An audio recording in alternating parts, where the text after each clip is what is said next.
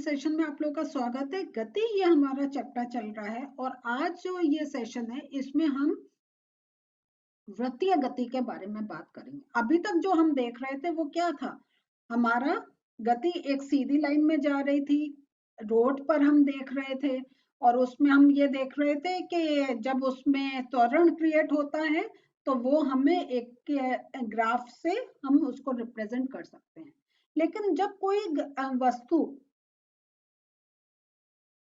ऐसे गोल घूम रही हो तो ये जो गति कहलाती है इसे हम वृत्तीय गति कहते हैं। इसको समझने के लिए बुक खोलते हैं अपनी।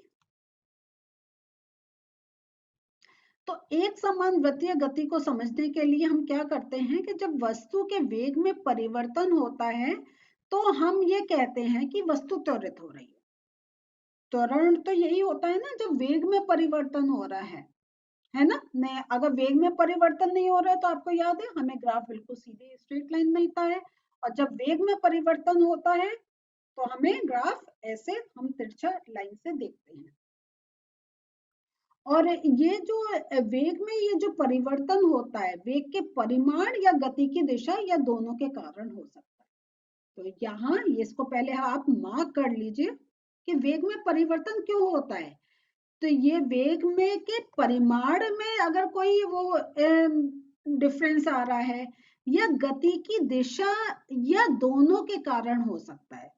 तो या तो उसकी स्पीड इंक्रीज या डिक्रीज हो रही है या उसका डायरेक्शन चेंज हो रहा है। तो जब हम डायरेक्शन चेंज करते हैं तो हमारा थोड़ा सा त्वरण क्रिएट होता है, थोड़ा अगर जो हमारी स्पीड है उसमें थोड़ा सा डिफरेंस आता है। तो इसको आप ऐसे भी समझ लीजिए कि आप सीधे रोड पर जा रहे हैं, लेकिन अगर आपको टर्न लेना है, आप अपनी स्पीड स्लो करते हैं या नहीं करते हैं। तो यही हम बता रहे हैं। तो और तो एक कारण हो गया वेग के परिमाण में अगर कुछ डिफरेंस है या गति की दिशा में कुछ डिफरेंस है, तो या दोनों ही हो रहे हो कि वेग का परिमाण भी चेंज हो रहा हो और आपकी गति की दिशा भी चेंज हो रही हो, तो त्वरण क्रिएट होता है। तो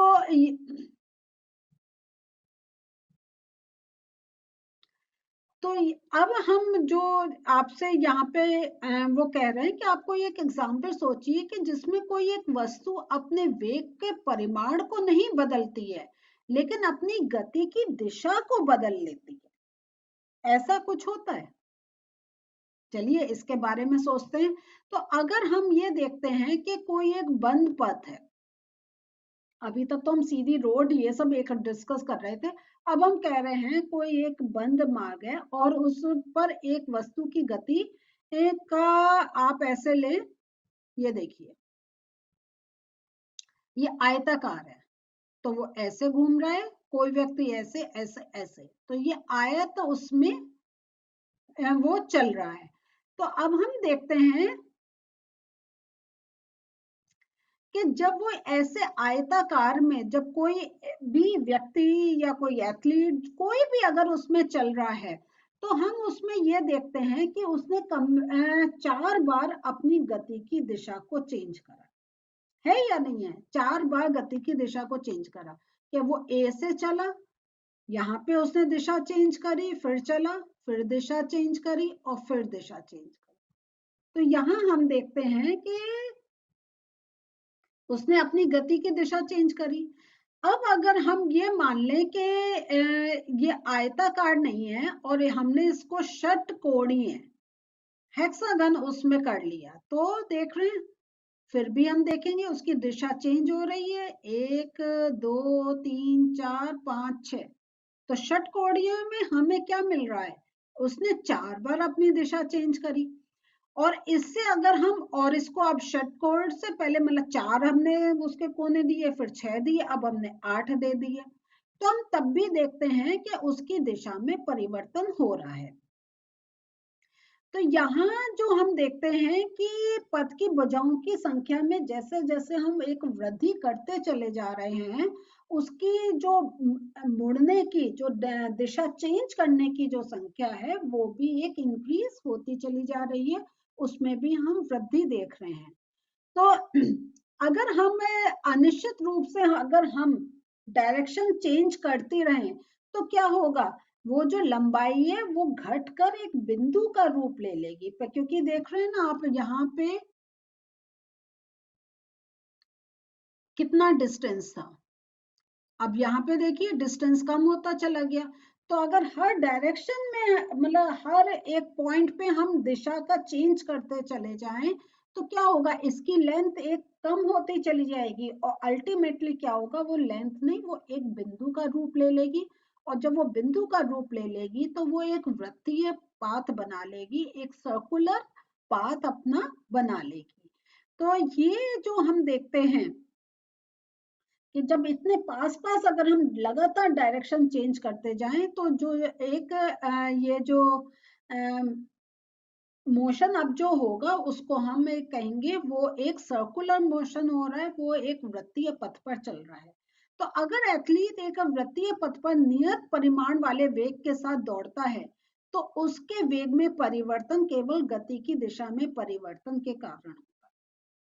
तो यहाँ हमें कि उसका जो नियत वो है कि नियत परिमाण वाले वेग से वो चल रहा है, लेकिन उसमें भी हम जो वेग में परिवर्तन जो हम देख रहे हैं वो केवल क्या है, क्योंकि उसकी गति की दिशा में परिवर्तन हो रहा है, इसलिए उसके वेग में भी हमें एक चेंज देखने को मिलता है। इसलिए वृत्तीय पथ पर दौड़ता हुआ एक एथलीट त्वरित गति का एक उदाहरण। तो मीन्स क्योंकि उसकी डायरेक्शन चेंज हो रहा है, तो हमने दो चीज देखी थी कि या तो स्पीड में चेंज हो रहा हो या डायरेक्शन में चेंज हो रहा हो। तो अगर हम कह रहे हैं जो वृत्तीय पथ पे घूम रहा है वो त्वरण का एक उदाहरण है, तो त्वरण का उदाहरण इसलिए है क्योंकि उसकी जो डायरेक्शन है वो कॉन्टिन्यूस चेंज हो रही है। तो अगर अब हम जो कोई सर्कल का ले रहे हैं तो हम क्या हम जानते हैं कि उसके अंदर त्रिज्या होती है। तो ये जो त्रिज्या आर वाले वृत्त की परिधि जो होगी वो 2πr होती है। तो कोई एथलीट अगर आर त्रिज्या वाले, हम कोई भी सर्कल ले रहे हैं, सपोज कर लीजिए यही सर्कल ले रहे हैं और इसकी आर त्रिज्या है, त्रिज्या हाफ डिस्टेंस जिसको रेडियस भी बोलते हैं, तो यहाँ पे जो आर त्रिज्या वाले वृत्तीय पथ का एक चक्कर लगाने में अगर उसे कोई एथलीट को 30 सेकंड लगता है तो उसका वेग कितना होगा।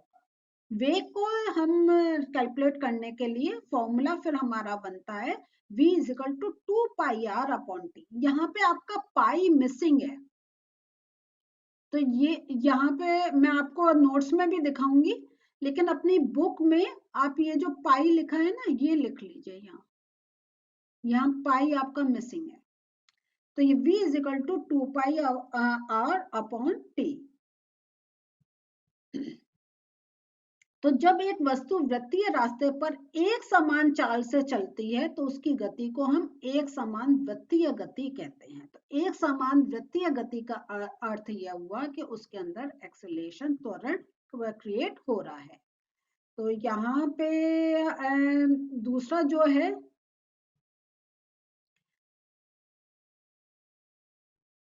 तो जैसे हमने यहाँ पे देखा, तो ये देखिए ये ऐसे आप ये खेलते होंगे कि एक पत्थर आपने रस्सी से बांधा और उसको आप चारों तरफ घुमा रहे हैं। तो पत्थर जो है वो नियत परिमाण के वेग से वृत्तीय पथ को एक निर्देशित करता है, और ये हमें ध्यान रखना चाहिए कि पत्थर वृत्तीय पथ के स्पर्श रेखीय सीधी रेखा के साथ गति करता है। तो और वो ऐसा क्यों है, क्योंकि जब पत्थर को छोड़ा जाता है तो आप घुमा रहे हैं, और घुमाने के बाद जब आप उसको छोड़ेंगे तो पत्थर को जब वो उसको छोड़ा जाता है तो वह उसी दिशा में गति जारी रखता है जिस दिशा में उस क्षण वह गति कर रहा है।